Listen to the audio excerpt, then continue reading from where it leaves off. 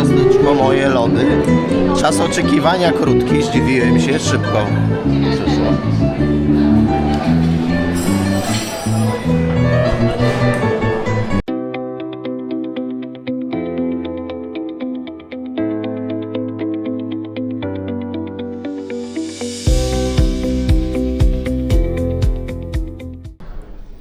Cześć, witam wszystkich.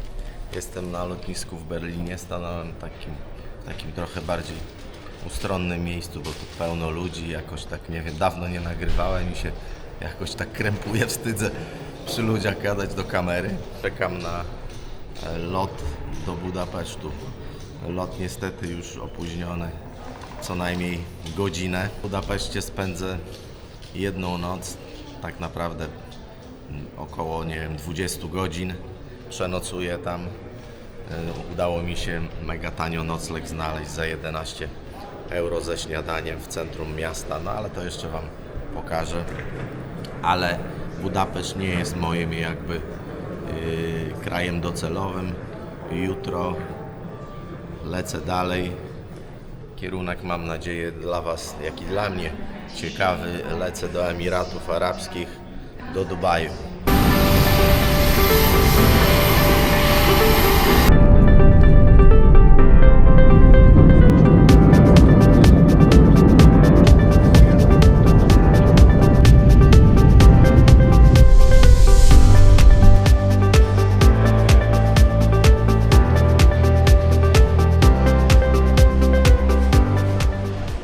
Jestem na lotnisku tutaj w Budapeszcie.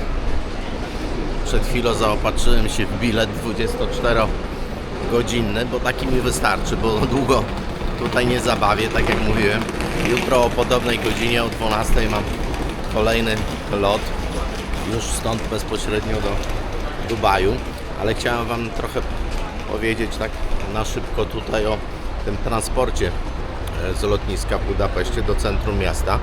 Tam są takie za mną automaty, gdzie możecie kupić wszelkiego rodzaju bilety. No, najbardziej popularny jest bilet na autobus 100E, który zawiezie Was bezpośrednio do centrum miasta, no ale ten bilet jest dosyć drogi, tam kosztuje chyba 2300 forintów, bo przypominam, że na Węgrzech nie ma euro, tylko mają tu zachowali swoją walutę forinty. Ja zdecydowałem się na bilet 24-godzinny, za który zapłaciłem, zaraz Wam dokładnie powiem, 2750 forintów. Przeliczyło mi to na 30 zł 30 groszy. Jak zwykle użyłem kryptoreklama Revoluta. No i na tym bilecie tak samo dojadę do centrum miasta, z tym, że to podróż będzie trochę dłuższa i przesiadkowa. Tam przy tych automatach też stoi pan, taki widzicie, w żółtej kamizelce, bardzo pomocny, tam wszystko Wam doradzi, pomoże, wciśnie co trzeba w tych automatach. Autobusem o numerze 200E jedziecie do ostatniego przystanku, wysiadacie tutaj koło takiej galerii, no i tutaj trzeba się przesiąść na metro, którym już dojedziecie do centrum. I tym już dojadę i razy oko do centrum, no ale tam jeszcze będę musiał się przesiąść na kolejne metro, żeby dojechać do swojego hostelu. W Budapeszcie są 4 linie metra. Z lotniska do centrum miasta dojedziecie linią numer 3 niebieską. Jest to najdłuższa linia. I teraz tu muszę się przesiąść na linię M1, na linię żółtą, która jest najstarszą linią metra tutaj w Budapeszcie. Metro tutaj w Budapeszcie jest w ogóle najstarsze, jeśli chodzi tu o kontynentalną Europę. Nie liczymy tutaj Londynu, bo w Londynie, o ile pamiętam, jest najstarsze metro na świecie, a tutaj w Budapeszcie najstarsze tutaj w Europie, na kontynencie. Ta linia żółta, którą za chwilę będę jechał, powstała w 1896 roku. Linia metra M1, ta żółta, tak jak wcześniej mówiłem, najstarsza. No i tutaj te Stacje praktycznie wszystkie wyglądają podobnie, ale takie są z klimatem. No widać, że to było dawno temu budowane. Płyteczki na ścianach. No tak wygląda to mocno tak w stylu retro, w stylu vintage. Metro nie jest tutaj w żaden sposób bramkowane, także teoretycznie można jeździć na gapę. Nie wiem, jak często zdarzają się tu kontrole, ale żeby wejść czy wyjść z metra, nie trzeba przechodzić przez żadne bramki. Namierzyłem swój hostel, Avenue Hostel, no w dobrym miejscu, bo przy takim jakimś rondzie dosyć tu no, hałaśliwie jest, ale widzę tam sporo różnego rodzaju restauracji, knajpek, także na szybko będzie, o tu nawet obok jest, widzę, chińska restauracja, no bo no, na szybko trzeba coś zjeść, za dużo czasu nie mam, bo na 19 jadę, jeszcze też muszę obczaić, czym mam tam dojechać. Jadę na taki 90-minutowy rejsik po rzece z lampką Prosecco w cenie, za niecałe tam chyba 60 zł zapłaciłem. Wchodzimy. No powiem wam, że hotel jest petarda, kurna, za takie pieniądze, w fajnym miejscu i naprawdę wygląda to dobrze. Łóżka tego typu, także bardzo wygodne. Udało mi się załatwić dolne łóżko, także nie będę musiał się na górę wspinać. Tak to tutaj wygląda. Lampeczki, tutaj szafeczka, kurde, ładowarki. Nie no, elegancja Francja. Kurde, to jest chyba... Co tu jest? No nie. Tu chyba dopiero planują zrobić łazienkę. Na razie nic nie ma. Pokój 2, 4, 6-osobowy. No ale jestem póki co zadowolony. Łazienki też przyzwoite. Prysznice. Tu widzę wszystko koedukacyjne. Damsko-męskie. Nie ma podziału. Nie no naprawdę, kurde. Pełna kultura.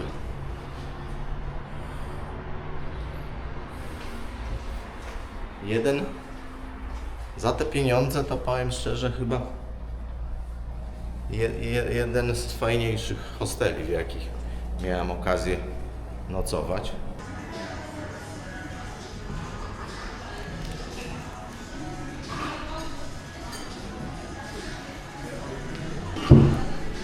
Hotel zajebisty, z całego serca mogę wam go polecić. Porównując mój stosunek jakości do ceny, jeszcze raz przypominam, 11 euro ze śniadaniem. Zobaczymy, jutro rano się okaże, co tam serwują na to śniadanie, ale co by nie dawali, to naprawdę ładnie, schludnie, wygodne łóżka.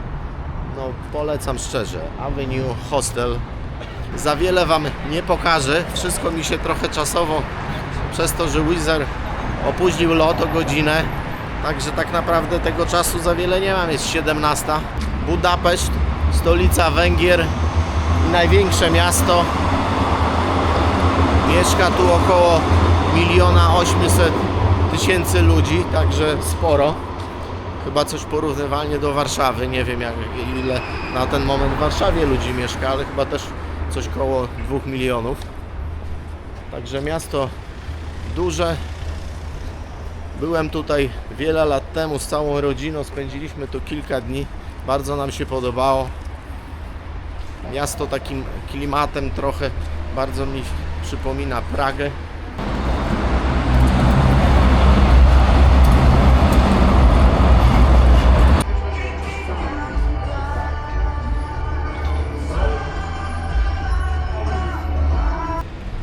Sklep z pamiątkami zaliczony. Kolejny magnes, otwieracz do butelek do kolekcji mam.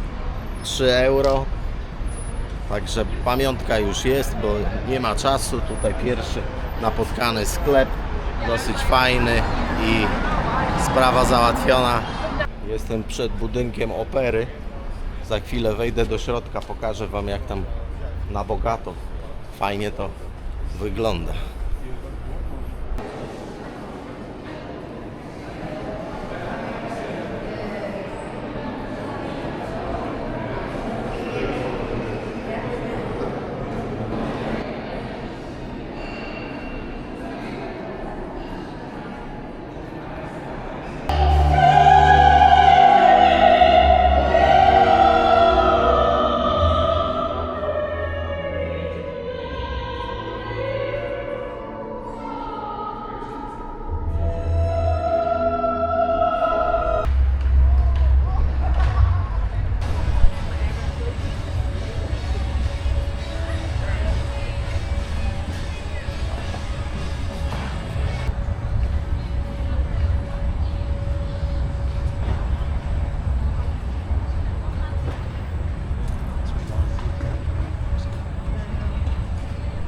Nie no, miasto jest przeogromne, także tutaj te parę godzin to stanowczo za mało. Tutaj spokojnie można parę dni spędzić.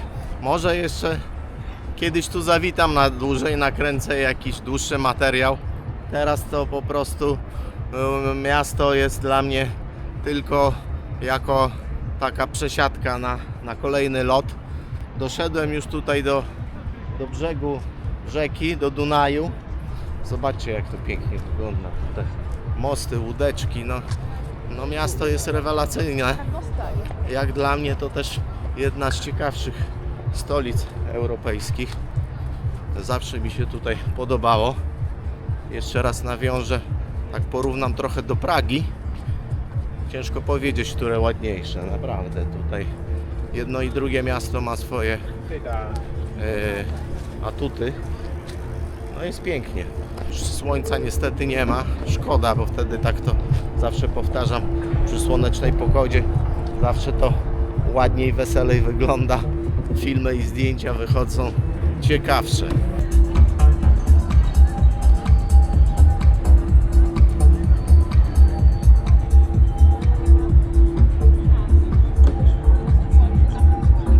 Będę płynął taką łodzią, no dosyć spora, Grofschechen Quay, i chociaż do odpłynięcia mam jeszcze 50 minut, to tam już kolejka się ustawiła długa, także jestem zaskoczony.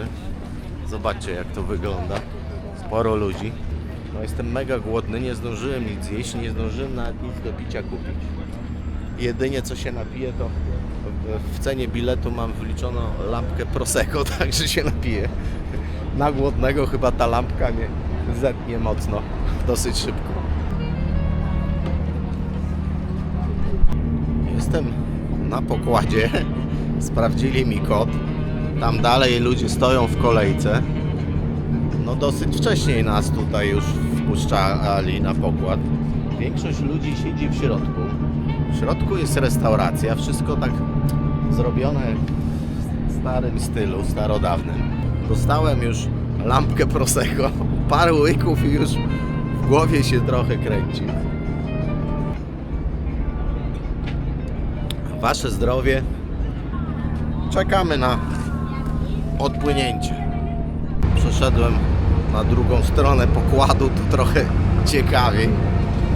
Jeszcze czekamy, aż wszyscy się załadują. Fajnie, fajnie.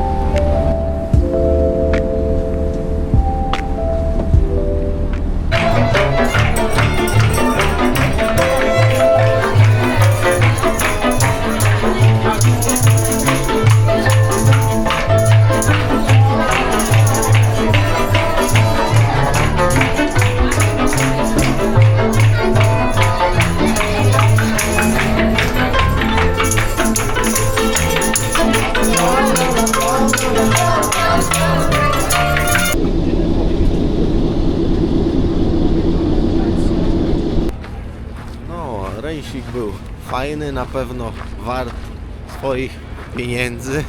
Wymarzłem. Trochę późno się zaczął już. Wypłynęliśmy, jak zrobiło się faktycznie całkiem ciemno. No bo fajnie by było też tutaj popływać w ciągu dnia, żeby zobaczyć w ciągu dnia, jak te nadbrzeże tego Dunaju wygląda. O takiej porze nocnej też ma to swój urok, bo wszystko pięknie, ładnie oświetlone. No, widzieliście to na filmie. Za niewielkie pieniądze tego typu atrakcja, myślę, że warto.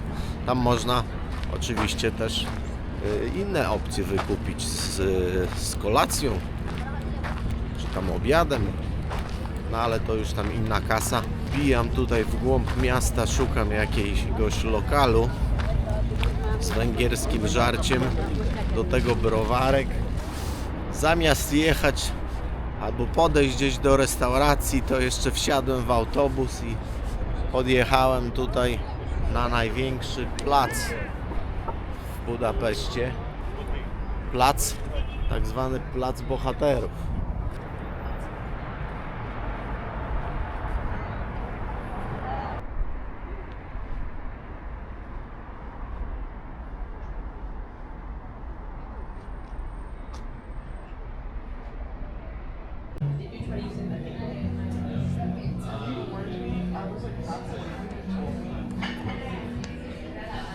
Miałby być langosz, skończyło się na zupce i piweczku.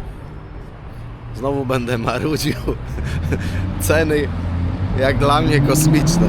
Chociaż zarabiam w euro, ale mówię, Niemcy to jest tani kraj. Miseczka zupy nie za duża, w sumie głodny wyszedłem.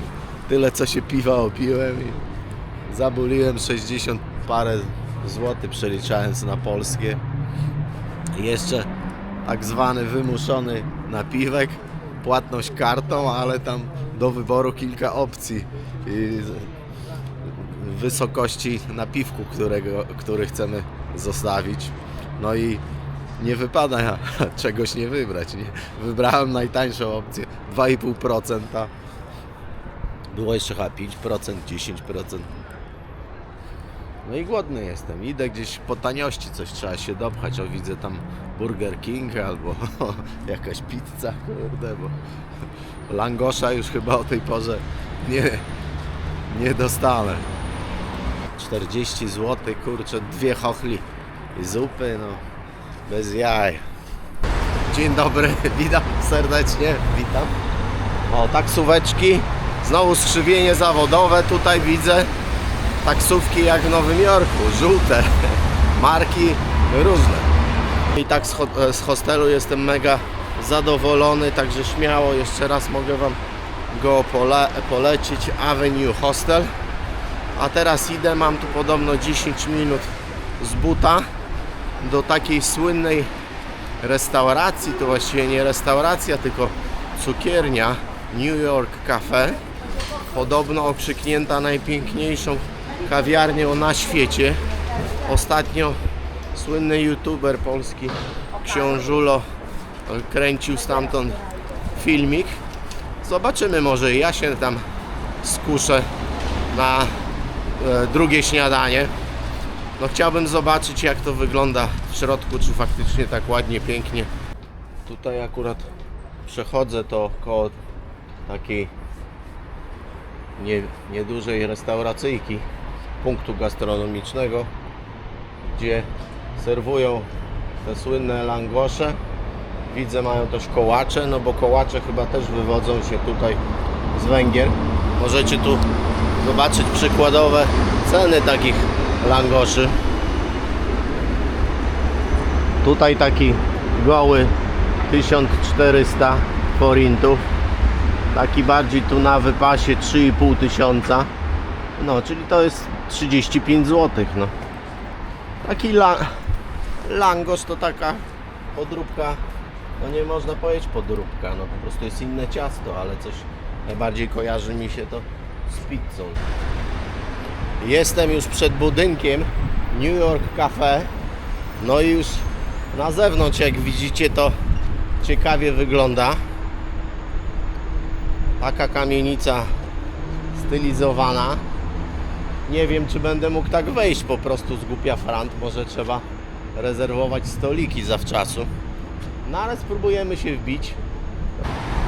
Nawet tutaj na szybie macie napisane po angielsku New York Cafe, the most beautiful cafe in the world, czyli najpiękniejsza kawiarnia na świecie. Ale widzę tam już przy wejściu spora kolejka. O, już chyba nawet na zewnątrz szedł.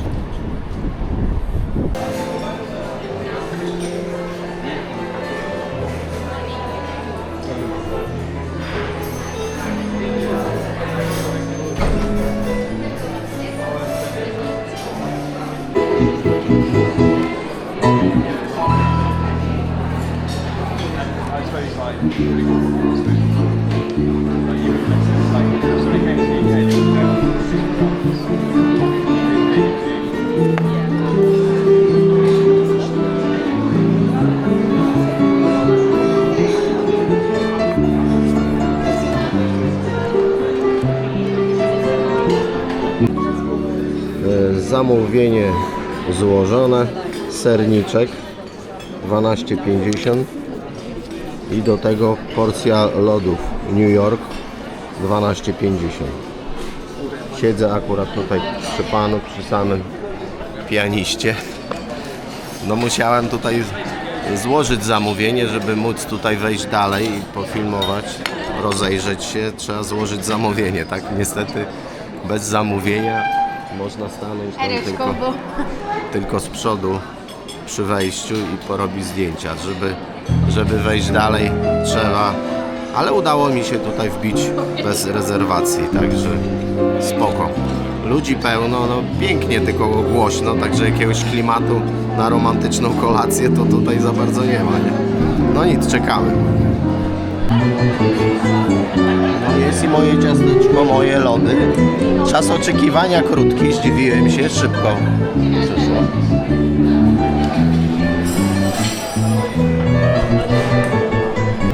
To chyba najdroższe ciasteczko w moim życiu. Jeszcze nigdy nie wydałem tyle kasy. Przypominam, 12,50. Ja znowu o cenach. No ale chyba chcecie wiedzieć mniej więcej, jak to wygląda. Ciasto przepyszne. No ale 12,50 euro, czyli ile to jest? 60 zł? Do granicy. Ale się zasłodzę. Lodów bardzo dużo. Nie wiem, czy to przejem. Już się zasłodziłem tym ciastkiem. Lody o różnym smaku, czekoladowe. Czuję też kawę.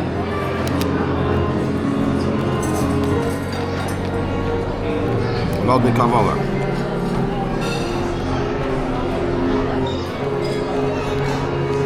Bita śmietana.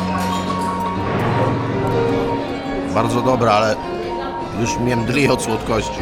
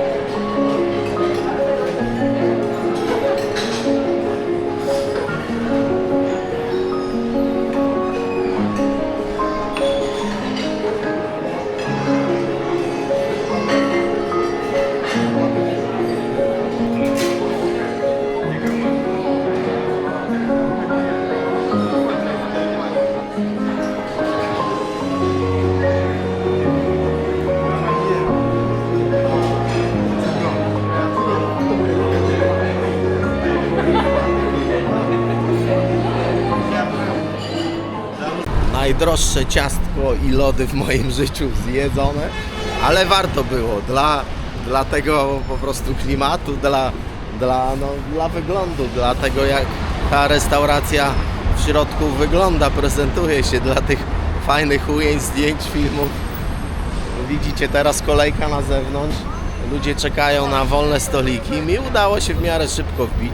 Na zamówienie też nie trzeba było długo czekać. No wydaje mi się, że na mapie tutaj Budapesztu taki punkt obowiązkowy. Najpiękniejsza kawiarnia na świecie, New York Cafe, zaliczona. Skasowali mnie 126 zł, bo tutaj znowu to samo co poprzednio, płacąc kartą, oni od razu wymuszają jakby na Was napiwek. Tutaj widzicie ludzi oczekujących w kolejce, a sam budynek, kamienica też z zewnątrz pięknie wygląda. Tu takie trochę diaboliczne, demoniczne lampy. Restauracja została otwarta pod koniec XIX wieku. W 1896, o ile dobrze pamiętam.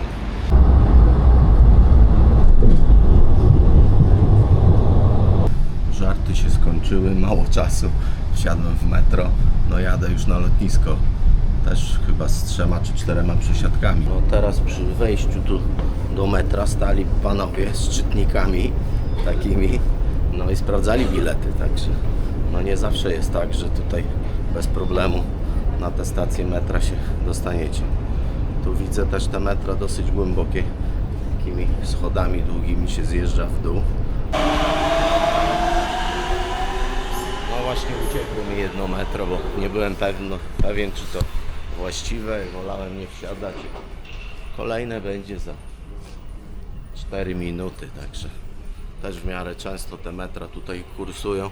A jeszcze wracając do tej kawiarni, w której byłem, no to tam w tej budynku tej kamienicy, oprócz tej przepięknej kawiarni, mieści się też hotel. Ale na jego temat tam Wam nic nie powiem, pewnie też tani nie jest. 1,5 godziny do odlotu, mam bagaż tylko podręczny, idę tu już na swój terminal. Moja przygoda na ten moment z Budapesztem tutaj się kończy, chociaż będę wracał z Dubaju też przez Budapeszt, będę miał przesiadkę, ale to będzie już lot nocny, będę tutaj o 1 w nocy, już stąd z lotniska się nie będę ruszał, bo kolejny wylot już do Polski, do Warszawy mam o 6 rano, także będę musiał się tutaj przemęczyć na lotnisku.